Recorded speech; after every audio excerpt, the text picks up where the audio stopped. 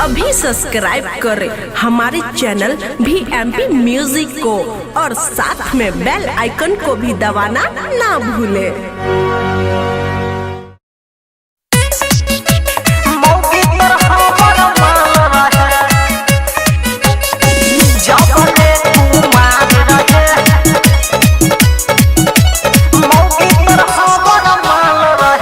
नखी पप्पा नखी चलाबै छी रे हमरा महगी क्या लागै पटाबै छी रे होश में आज होश में पिटैबे बेटा नखी पप्पा नखी चलाबै छी रे हमरा महगी क्या लागै पटाबै छी रे नाही यो कपल जुदाई हमर दिल सहे सुन कौन चीज जबले कुमार रहे मौगी तर हमर माल रहे जबले कुमार रहे मौगी तर हमर माल रहे पहले से घोटल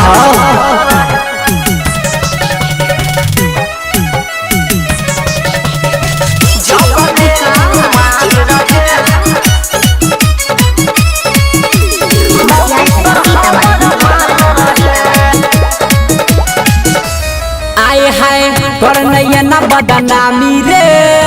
हकोई हमर दीवाने रे बोला न तू उल्टा सीधा रे छियो दीवाना ले बही सारे अरे हमरो खाई दे तू को अरे जो आहा कर नैया ना बदनामी रे हकोई हमरे दीवाने रे बोला न तू उल्टा सीधा रे छियो दीवाना ले बही सारे मेरा जब एकरा बिना दिल कहे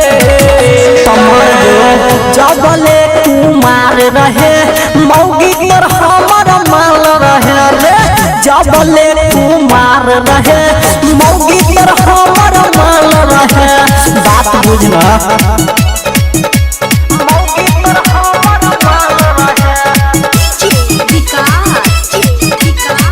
जबले कुमार